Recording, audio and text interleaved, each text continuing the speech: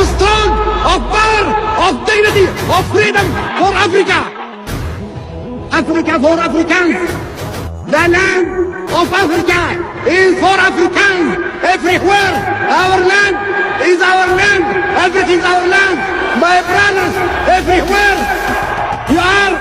Ukiri umwana waba warumvisha amateka ya Muammar Gaddafi, umugabo udasanzwe w'igihangange utaravugirwagamo wayoboye igihugu cya Libya imyaka 42.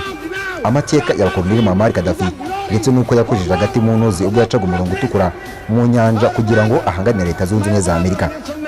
Abari bakiri bato iyo bumvisha amateka ndetse n'ibigwi bya koloni Muammar Gaddafi bagira ngo ni amakabya nkuru, ariko n'umugabo wayoboye igihugu cya Libya imyaka 42. Amateka agaragaza ko yari igihangange ndetse kandi akagira umwihariko wo gufata ibyemezo ntakuka.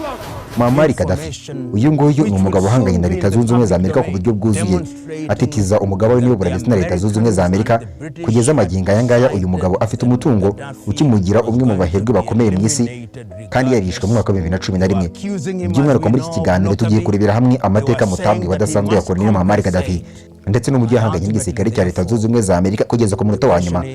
Nkwibutsa ko nimba ari bwa mbere ugeze kuri uno muyoboro mugari wa YouTube channel mu Rwanda, nimba utarakora subscribe reba hasi kandi subscribe ndetse kandi bikukanda ukazogera. Ngiye ndikira muhumuza mbahaye ikaze muri iki kiganiro.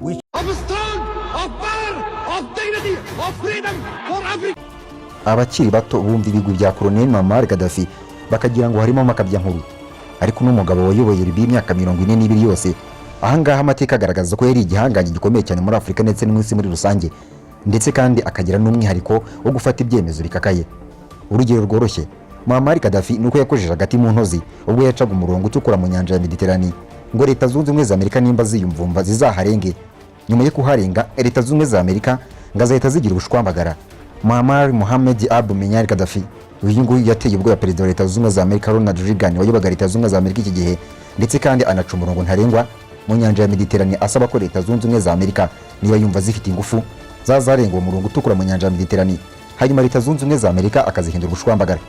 Guhera mu myaka y'1980 kugeza mu mwaka w'1986 hakunze kugenda humvikana ibikorwa by'uko ibyihebe byari byaribasiye kwigarurira indege zigiye zitandukanye hirya no hino mu isi, ndetse kandi bikagendana n'ituritswa ry'ibisasu mu mijyi minini n'imijyi itandukanye ndetse no ku mugabane w'Uburayi. Ibyibukwa cyane ni ibyakorewe ku bibuga by'indege bya Vienne muri Autriche ndetse n'iro mu gihugu cy'Ubutaliyani mu mwaka w'1985, ndetse n'ituritswa ry'ibisasu ryakurikiyeho mu nzu y'urubyiruko yari mu mujyi wa Berlin mu gihugu cy'Ubudage. Iyi ngiyi ikaba yaraguyemo Abanyamerika 2 mu bitero Muammar Gaddafi yateguraga ku isi hose, ndetse n'u Rwanda rukaba rutarasigaye inyuma, kuko mu mezi abanza mu mwaka w'1986 Muammar Gaddafi yateguye igitero kuri John Edward Upson. Uyu nguyu akaba ari ambasaderi wa Leta Zunze Ubumwe za Amerika i Kigali, ariko inzego z'ubutasi za Leta Zunze Ubumwe za Amerika CIA Central Intelligence Agency zabimenye rugikubita hanyuma ziburizamo icyo gitero. Ibi bitero byose byashinzwaga guterwa na koloni Muammar Gaddafi ayobora Libya iki gihe. Uyu nguyu akaba yarahanganye cyane ku buryo bukomeye n'ibihugu byo mu burengerazuba bw'isi ndetse na Leta Zunze Ubumwe za Amerika. Mu by'ukuri mu byo gupima ingufu na Leta Zunze Ubumwe za Amerika, Muammar Gaddafi ngo yabishyizemo imbaraga zidasanzwe. Ubusanzwe nk'uko mu mwaka w'1942 byemejwe n'umuryango w'abibumbye The Convention of the Water of Sea. Angaya ni amazi y'inyanja reka kwitirirwa igihugu icyo ari cyo cyose uhereye ku birometero 321 uturutse ku nkombe z'igihugu.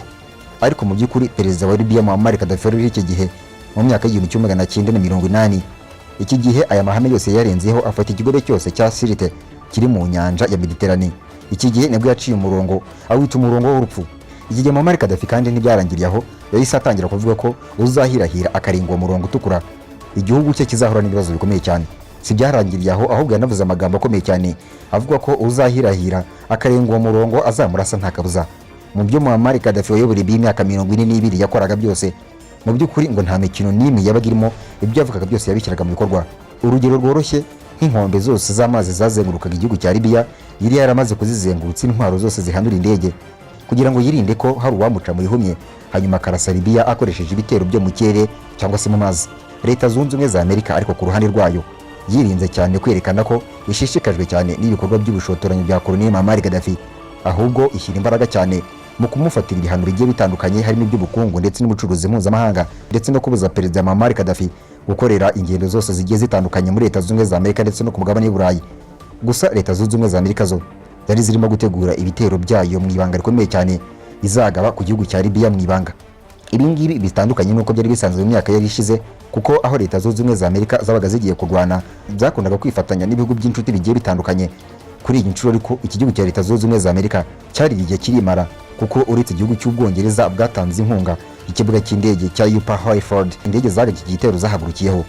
Ibindi bihugu nka Espagne, Ubufaransa byahakaniye Leta Zunze Ubumwe za Amerika ko itagomba guhirahira ngo ikoreshe ikibuga cy'indege cyayo mu kugaba ibitero mu kirere mu gihugu cya Libya.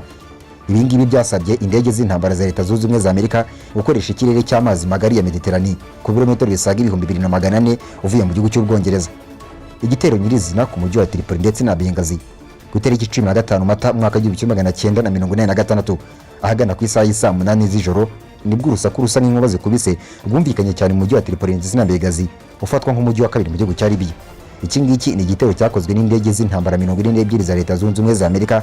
Iki gitero cyahawe izina El Dorado Canyon. Muri iki gitero kandi imitwe kabuhariwe y'ingabo za Leta Zunze Ubumwe za Amerika zirwanira mu kirere ndetse no mu mazi ndetse n'indege z'intambara za Leta Zunze Ubumwe za Amerika zigabije ikirere cya Libya cyose karahava zirasa ibirindiro by'ingabo mu gihugu cya Libya bisaga 5 byari biri mu mujyi wa Tripoli ndetse na Benghazi hamwe n'ingo za Perezida Muammar Gaddafi hafi ya zose zihinduka umuyonga. Iki ngiki ni igitero cyamaze iminota 20 gusa, ariko igisiga gishegeshe ubushobozi bw'igisirikare cya Libya, kuko zaba indege z'intambara, radari ndetse n'imbunda zirasa indege zo mu kirere yacungiragaho hafi ya byose byarashweho toni zigera kuri 60 z'ibisasu, hanyuma byose bihinduka umuyonga mu kanya gato. Muammar Gaddafi kigiye warubanye neza na Bonucci akaba ari minisitiri w'intebe wa Maltese. Uyu nguyu ngo yaba yaraburiye Muammar Gaddafi bya kino gitero, bikaba byaratumye Colonel Muammar Gaddafi we n'umuryango we bahongera mu buvumo bwubatse kuzimu aruko igitero cya Leta Zunze Ubumwe za Amerika muri ubwo buryo. Iyi ntambara kandi bivuga yuko ngo yaba yarahitanye abasaga 60 ku ruhande rw'abaturage ba Libya ndetse n'abadiplomate bagera kuri babiri ba Leta Zunze Ubumwe za Amerika baza kuhasiga ubuzima. Abapfuye kandi baruhamye ubw'indege yabo y'intambara yaraswaga na misiri z'igihugu cya Libya hanyuma igahanukira mu kigo cya Sirte. Umwe mu bana b'abakobwa barerwaga mu rugo rwa Muammar Gaddafi witwa Anna Gaddafi, nawe bivugwa yuko yaba yaraguye muri kiriya gitero Leta Zunze Ubumwe za Amerika zagabye kuri Libya mu mwaka wa 2011 nyuma y'imyaka 25 kibaye. Ikinyamakuru Die Welt cyandikirwa mu Budage kikaba cyaravuze ko ibyo ngibyo byari ibinyoma, byaba bivuga ko uno mukobwa yaba yarapfuye ahitanywe na kino gitero. Amakuru yibanga kandi avuga ko Anna Gaddafi y'inguyu yaba ari umuganga mu bitaro by'Tripoli mu gihugu cya Libya. Iki gitero kandi kirangira ngo Ronald Reagan, perezida wa Leta Zunze Ubumwe za Amerika iki gihe, ngo nibwo yabwiye itangazamakuru ko ibyo ngibyo ngo byarguhisamo perezida wa Libya Muammar Gaddafi ko nakomeza kwigira karaha kajya he azabona ibindi kurushaho biruta ibyo yabonye mu ijoro ryakeye. Colonel Muammar Gaddafi akimara kurokoka iki gitero yagise avuga ko yatsinze Leta Zunze Ubumwe za Amerika nta kabuza, ndetse kandi avuga ko nta mubano igihugu cye gishobora kugirana Leta Zunze Ubumwe za Amerika igihe icyo ari cyo cyose Perezida Reagan azaba akiri ku butegetsi bwa Leta Zunze Ubumwe za Amerika. Colonel Muammar Gaddafi wayoboye Libya guhera ku itariki ya mbere Nzeri mu 1969 yitabye Imana ku itariki 20 Ukwakira mu mwaka wa 2011 mu mujyi wa Sirte. Iki gihe yitabye Imana yishwe n'inyeshyamba. Iki gihe inyeshyamba zikaba zaraterwaga ingabo mu bitugu n'igisirikare cya OTAN gihuje na bimwe mu bihugu bya Leta Zunze Ubumwe za Amerika ndetse n'Uburayi. By'umwihariko muri iki kiganiro twagarukaga ku mateka ya Muammar Gaddafi watanze gasopa kuri Leta Zunze Ubumwe za Amerika, avuga ko Leta Zunze Ubumwe za Amerika niziramuka zirenze umurongo utukura yaciye mu nyanja ya Mediterane, Leta Zunze Ubumwe za Amerika azazihindura umuyonga. Ngiye mwabanye muri iki kiganiro ndiciye umuhumuza, ndabashimiye cyane.